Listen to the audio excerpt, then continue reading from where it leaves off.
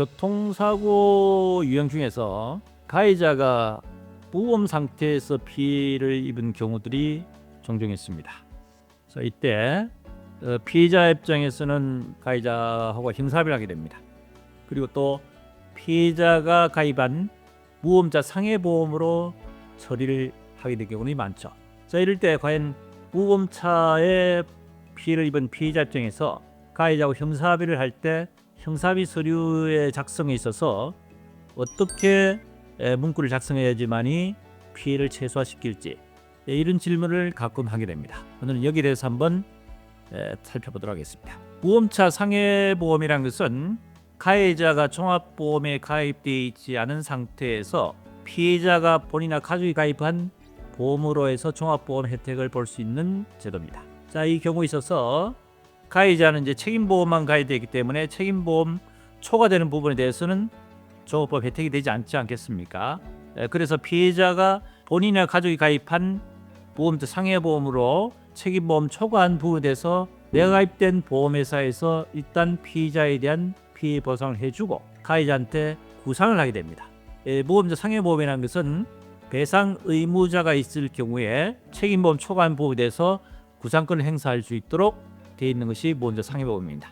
자, 그렇다면은 피해자 입장에서는 가해자와 형사합의를 하는 건 좋은데 형사합의를 하게 됐을 때 이 형사합의 금액이 내가 보상받는 무보험자 상해보험에서 공제를 당하게 되면은 굳이 형사합의 해줄 필요가 없겠죠. 그렇기 때문에 이 형사합의에 대한 문구 작성에 대한 부분에 대해서 굉장히 민감하게 작용할 수가 있습니다. 자, 그렇다면 형사합의를 할 때 형사합의서에 어떤 문구로 작성하는 것이 유리할지 몇 가지를 한번 살펴보겠습니다.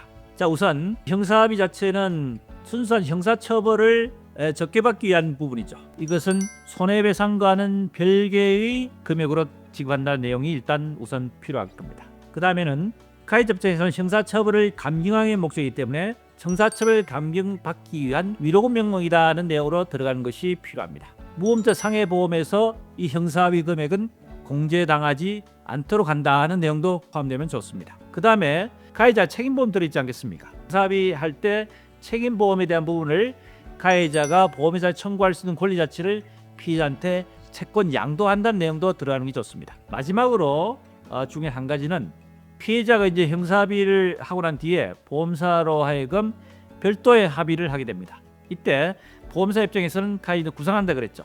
그렇기 때문에 이 형사합의 내용에서 보험사에서 가해자한테 구상을 하더라도 그 부분에 대해서는 가해자 책임지고 만일에 보험사에서 피해자에 대해서 형사합의금을 지급을 하고 그 금액에 대한 부분에 대해서 공제를 한다고 했을 때는 가해자가 다시 그 금액에 대한 부분을 피해자한테 다시 지급하는 이런 내용으로 문구를 작성하면은 그 피해에 대한 손해 자체를 최대한 줄이는 방법으로 할 수 있다는 내용을 제가 설명드리겠습니다.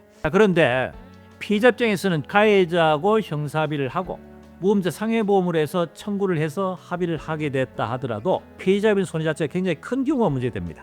이럴 경우에 있어서는 피해자 입장에서는 가해자를 상대로 해서 별도의 손해배상 청구를 따로 할 수 있고 때로는 손해배상 청구 소송을 하게 된 경우도 있습니다. 피해자 입장에서는 책임보험 초과된 부분에서 무보험자 상해보험으로 합의를 하더라도 무보험자 상해보험 초과된 손해에 대한 부분을 청구할 수 있는데 그 청구의 대상이 되는 것은 책임보험 회사와 가해자를 상대해서 공동불법행위에서 손해배상 청구 소송을 제기할 수 있다 하는 내용을 말씀드립니다. 이번 시간에는 무보험자 상해보험에 있어서 형사합의를 할 때 어떻게 하는 것이 손해를 줄이는지에 대한 방법을 한번 안내해 드렸습니다. 네, 도움이 됐으면 구독, 좋아요, 알림 설정 부탁드립니다.